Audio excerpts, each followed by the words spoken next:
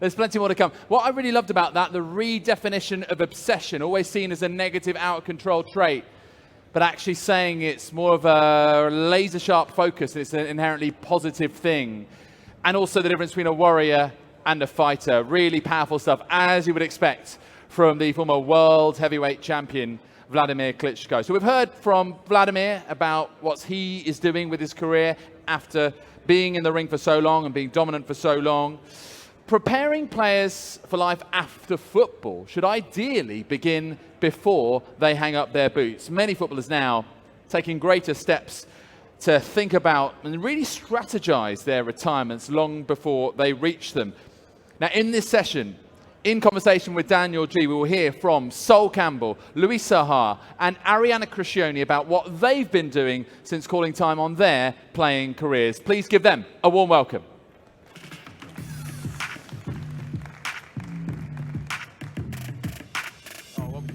No, let's do that. Let me do that. I'm going to be doing that all the way through.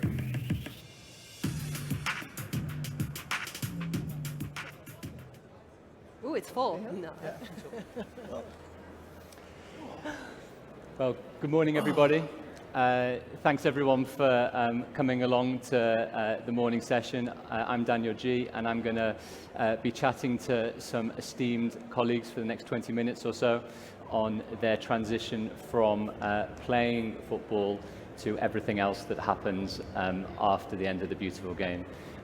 Delighted to have three great players alongside me, sometimes a bit further off than I can see. Sol, can you hear me over there? All right. Wingman. Perfect. Louis, I'm going to start with you, if that's okay. If you can maybe just set out for a couple of minutes how you went along from that transition of being obviously an elite footballer, playing in some of the best teams, in the best leagues in the world, to doing what you're doing now with Axis Stars, and how that transition began for you. Yes, it was very challenging at first because you're not, let's say, trained or prepared to retire to something new, where you have like maybe 15 years career. You pretty much like at the stage where you master something and then you have to restart like a rookie. So it was quite a challenge, but I had, let's say, experiences of being injured, felt like I wasn't gonna last long. So my thinking was about transition, how to let's say take all the experiences, the good and the bad ones, and try to make it as, let's say, concrete as possible for others that come next, so the younger generation. So I had that kind of, let's say, plan to transfer to younger generation. So I had my passion really strong into helping the younger players. I had a vision about how to maybe improve those, let's say, process that I think that are obsolete, and I'm very passionate about it, about to connect with other athletes, about as well helping us to change our mentality, because we are very, in some way, selfish, very focused on our own journey. So all this need to in some way change and improve in so many ways. And just one follow-up on that. So when you were still playing or towards the end of your career, did you always think this was the type of thing that I was going to do? Or was it when you finished and then you had a break with your mindset thinking, I need to do something different? How did that progression start? I had the process where I started to write my own book. From that, I realized that pretty much like I had good critics, so it was a good indication that I was not crazy. And then, obviously, as I said, I had those injuries, those elements make me understand that I really need to plan things, try to make myself as prepared as possible. And starting to meet a lot of people. I may have spoke to thousands of stakeholders to really understand the industry inside but outside as well. So it helped my process of learning things. Broke my nose a few times, but it was very, very important to do this. So I really enjoy this journey of challenging myself, being a rookie as an entrepreneur. It was really interesting. And at the same time, it was a challenge because so many people open the doors, make you very welcome into the office, and you have to recognize who is saying, let's say, the nice things for whatever you have been doing in the last few years. But now it's a new thing where you have to be a salesman. It was like someone that needs to recognize that you are able to build a company that makes sense, that are viable.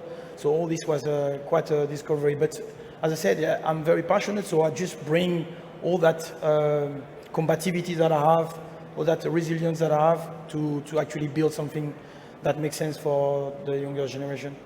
Thanks, Louis. Arianna, if I can turn to you for a minute, if that's okay. I read a fantastic story from an interview that you gave about actually, I know that you've studied during your career, you're obviously an elite goalkeeper. I still consider myself an elite goalkeeper, really, but you had a plane ride with Bruno Cheru, who was at PSG at the time on the women's side of the game. Could you just briefly tell the audience that story? Because I find it fascinating how you basically convinced him to give you 2 jobs, basically. Yeah, I talked myself in a professional playing contract at Paris Saint-Germain, so that might go down in like Guinness World Record now. And the irony to this is my husband is very French and I'm very American, so I like to talk to everybody, and he thinks it's really strange and like, oh, no, you cannot do this. After that flight, he told me I could talk to everybody and anybody I wanted to, but I had a first-class ticket randomly to go to the Women's Champions League. I was working as a project manager with women's freestyle football, and as I got on the plane, I noticed the gentleman in front of me had a bunch of paperwork on our way back. And he had ECA stuff and different stuff, and so I was like, oh, were you there for Women's Champions League? Yes, and we started chatting, and he was uncomfortably talking to me like this, and then he asked me if I wanted to join him because there was nobody else in his row, and we had this fantastic 2-hour talk about football in general and women's football and where we saw the game going, and in the back of my mind, I was unemployed, and I wasn't playing at the time, and thought, oh my God, this would be so amazing if I could work at PSG. And then he fell asleep. And I thought that was that, and cool. It was How a nice long chat. into the conversation was this? The conversation had to be 2 hours, and then he falls asleep right at the end of the flight, and I'm like, oh, it's over. All my chances are over. And like lightning hitting as we landed, the plane bounced, and he woke up, and he's like, I just had a great idea.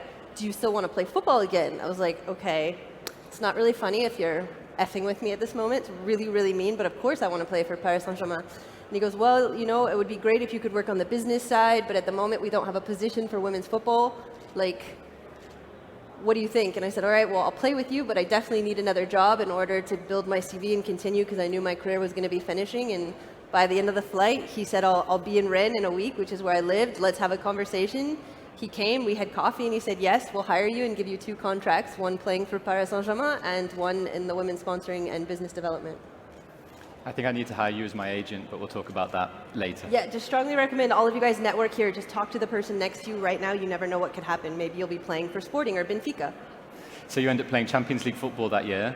Yes. You end up as a commercial manager as well. Yes. And that's the first step into the stepping stone for where you are at Next Sport now. Exactly. Good story. It's a fun one. Sol, last but certainly not least. I grew up watching you dominate the Premier League for over a decade, one of the all-time great defenders of Premier League history. And that transition, obviously, from elite performer to the other sides of the game, obviously you've had lots of endeavors and managerial side, on the media punditry side. I've watched lots of interviews of you explain how difficult that transition can sometimes be. It'd be great to hear more about that if you have the chance. It's very difficult. I think sometimes it doesn't depend on your career. Sometimes it depends on who you know, which happens a lot around the world. But for me, it's all about timing and the right place at the right time. Just like when I started football, how I got my first break. Someone got injured in the first team at Tottenham, and I got in. Is that going to happen as a management? I'm not too sure. It's going to be a little bit more difficult than that. But the transition is difficult. Mentally wise, it's difficult because you don't know when you're going to get that job. You don't know when that opportunity comes, but you always have to prepare. And that's what I'm doing. While I'm not working, I'm learning. I'm traveling to different clubs and watching managers around Europe and learning and picking up little points. So when it does happen, it happens, and I'm there. I'm not rusty. I'm kind of, it's good. You've got to be always thinking ahead. And I've got some friends in football. I'm going to see Patrick Vieira as well at Crystal Palace. So I'm really happy for him. So you can learn from these guys, and that's what I'm going to do. But also you have to have something behind the scenes. I have passion in architecture and building houses and things like that, and I develop in London. So I've got a furniture brand as well with my wife. We design furniture, lighting, our own furniture from the UK, and now we've got a store in New York as well. So that's interesting, and the tech side comes into it. I'm kind of in the balance between, do we go really tech and go out and click and buy, or it kind of devalues your business, or do you keep it really super kind of high end and people have to discover you? So we're going through that. But obviously my passion is football, and I'm working on it. I see some of the top managers, and I'm lucky enough to speak to them on a variety of occasions, and they are so obsessive that it's a 24/7 thing for them, no doubt. It is their identity. They have nothing outside it, no other interests. It is watching a game, talking football, using ketchup and the vinegar pot to show different tactics in different areas. Is that your experience of it? Because it sounds like you're a bit more rounded than that, is the truth. That do you have to be that obsessive to be in the game at that high level? I think you just got to know what to do, really. And the higher you go up, you have people around you who help you. The budget's bigger, so you've got someone to do that for you. Or you've got those kind of coaches, you've got an analytical person with you, and the club can support that. The lower you go in divisions, it kind of goes on to you, so you've got to do all that, and I can do that. So I'm happy to kind of do the analyst side. Usually have someone in the team if it's lower down in divisions, but you have to trust that person, so you've got to do it all yourself. A fitness coach, if you haven't got the budget, you have to do the fitness with the players. So it depends on the budget of the team. You can add people in. If not, I'm flexible. I can do it. That's what I was taught. I was taught through the Welsh FA, and they kind of teach you how to do all those things. If you've got budget or no budget. So, and me personally, I'm a tough guy. I'm open-minded, roll my sleeves up kind of guy, and I'm happy to do that, whatever level, whatever budget. So you have to be prepared. Like me as a defender, always marking him sometimes. You have to always expect the unexpected. As a defender, the forward can kind of just be off the cuff, but you have to do every single move just in case he goes for it. So I've kind of taken that on, transferred that on into work as well. Well, I was realising we've got an elite goalkeeper, an elite defender, an elite striker, and me. So unfortunately, that's the way this panel's gone so far. We've got just over 5 minutes left, and the idea is to just do some quick-fire questions from the panelists on a range of hopefully topical football issues. Arianna, I'm going to start with you, if that's okay, on something we talked about backstage pretty quickly, but I thought it was quite an interesting one, which is, there's lots of changes going on in football right now, but if I was to say to you, what's one big change you would like to see in the global game, what would it be? I would love football just to be football. We don't have women's football and men's football, we just have football. If we could take away these labels to the game, I think it would be fantastic, or choose a different way to label it if people really need it for the broadcasting purposes or to understand what's going to be aired. But I think it would be amazing if we could just look at football players as footballers all together. There's football players on stage right now, and we're not different. It's more inclusive for everyone. So if I was to ask Louis and Sol about their predictions for the World Cup in England, the Euros in England next summer, would I just say Euros, or exactly? Exactly. I mean, I'm going to ask that question. We know that the men already played, Correct. So next summer has to be that. Gents, any thoughts for favourites for the Euros next summer? I will obviously go for France. Arianna, she's laughing already. He's only going to choose France because he's French. It's only the jersey he wants to wear. I love the French team. I'm sorry. It's obvious. But I think, yes, they not maybe have the greatest team. They haven't performed on big tournaments. So obviously Sweden who are the last winners. But I think France will do it. Okay. I'm going to turn to Sol then for the next question, if that's okay. One of the most topical issues that we've probably seen over the last probably 10 or 15. First of all, I think England's got a good chance as well. Yeah. I was going to go with England as well. Just to stereotype, really. All right, well, then I'm going to throw it out there. I'm going to go for Spain, actually. Spain's got all of Barcelona. They won last year's champions. It's probably going to be Spain. When you're 4-0 up against Chelsea pretty quickly, it's a good sign. Sol, on one of the biggest topics, obviously, to hit football over the last decade is the European Super League. It was incredibly controversial, incredibly quickly, and then died a death very quickly, to an extent. I know you had some views on it generally. We were talking backstage. Quick fire thoughts on Super League, where it's at now and what it could become? I just think there's a lot of money involved. There's too much money involved for it to kind of completely just disappear. I think, obviously, they didn't really do the research on the fans and things like that. Maybe that was a massive oversight. But I think they'll try again. There's a lot of clubs that are kind of financial difficult positions at the moment, and that type of money can clear a lot of debt quickly. But you have to concentrate. For me, they went the wrong way about it. You should consult. I think it'll come back and they'll rejig it. I think that kind of shooting out there and see. I think it was a reconnaissance kind of trip. Find out what the fans would be saying, what would the media be saying. I think they just wanted to fish and see what their response would be, because there's a lot of people, big companies behind it. There's a lot of people involved, a lot of money. I can't just see it just disappearing. Agreed. Louis, one point for you.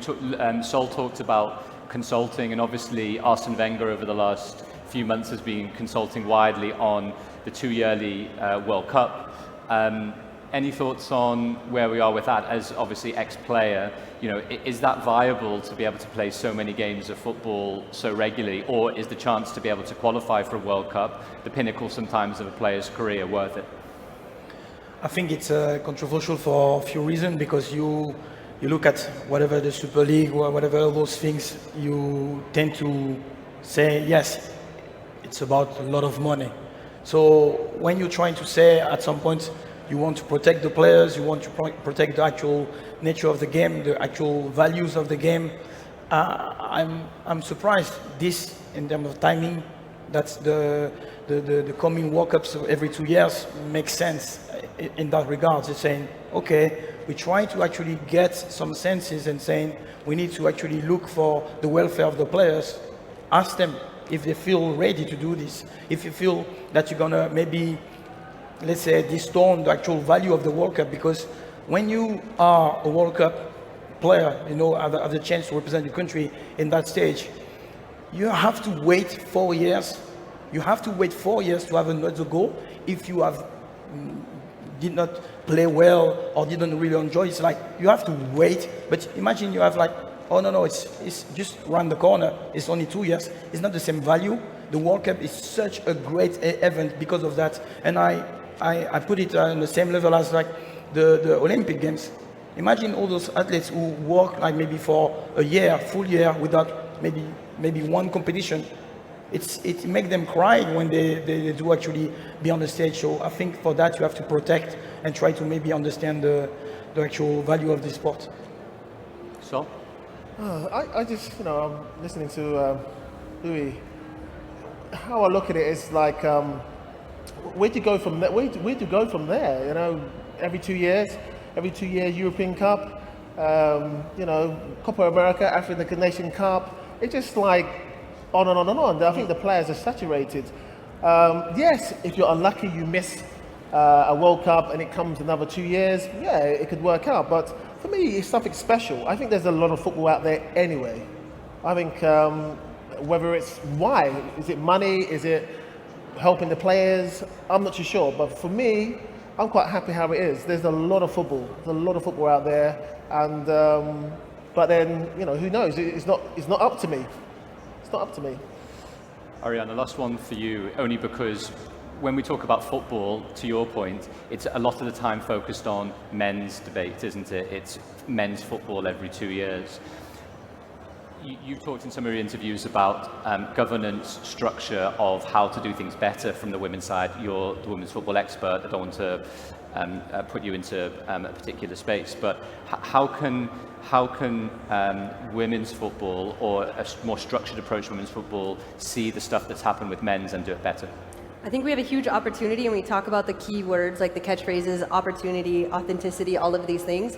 But women's football can be a blank slate to, one, try certain things that maybe later they want to bring into men's football, where the economy is there, it's more prevalent, we all know that. But within women's football, we have this opportunity to not do things that we've done in men's football, to do things where we have more of a business structure. You go into it with a business plan. If you have more investment coming in, you create this business plan that most men's teams don't currently have.